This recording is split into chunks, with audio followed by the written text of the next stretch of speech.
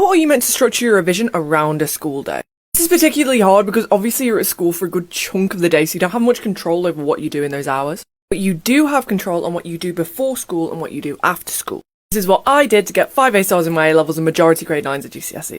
Without fail, I would wake up at 5 or 6 AM. I know you want to scroll, but please stay with me here. Depending on what I'd done the night before, like how late I'd gone to bed, either 5 or 6, and I would do a practice paper. And look, at GCSE, you have so many practice papers because you have so many subjects. That's the first thing that I would do in my day. I would just not use my phone and just go and do that practice paper. I would mark it, identify my weak areas, and then I would go to school. Obviously, you can't really control what you do in school. I wouldn't recommend like revising over your lunch break. You need a break. What you can do in school is make sure you're paying attention. I feel like that one goes without saying, but at this point in the year especially, it's so important to be giving your full attention to everything you do in class. But when you're at school, bear in mind you did a practice paper this morning, go to the teacher that you have for this subject and ask about the things that you got wrong. Like, bombard them with questions. That is what I used to do. Okay, let's say you finish between 3 and 4. I'm just going to go off the assumption that you get home at 4 o'clock. It doesn't really matter because for the first sort of 45 minutes to an hour of being home, I don't want you to do any work. I really think you need that break after school. What I used to like to do in this time was literally like have a shower and put on pajamas because I felt like it got me in a completely new like home state. Have a break, have a snack, rehydrate, caffeinate, whatever it is. Then after an hour or so, start making a to-do list of things that you want to do that day.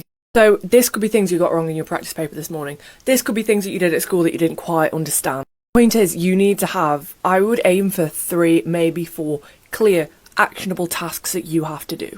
Whether this be some practice paper questions on this specific topic, or whether this be, I don't know, blur this one specific topic for a specific subject. Your to-do list is not just revise maths for 2 hours.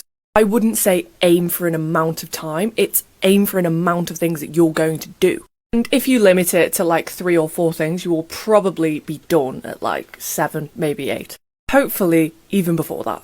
My key piece of advice is do not revise after like 9, maybe 10 PM at a push. In my opinion, people are so much less productive in those hours, unless you find yourself only able to focus in the night and you are this like self-proclaimed night owl. I really don't recommend revising going into the evening. Studies have actually shown that if you revise within 90 minutes of bed, your sleep quality will be worse. When you have school, being a night owl is really hard, so try your very best not to revise, I would say past 9 PM at latest.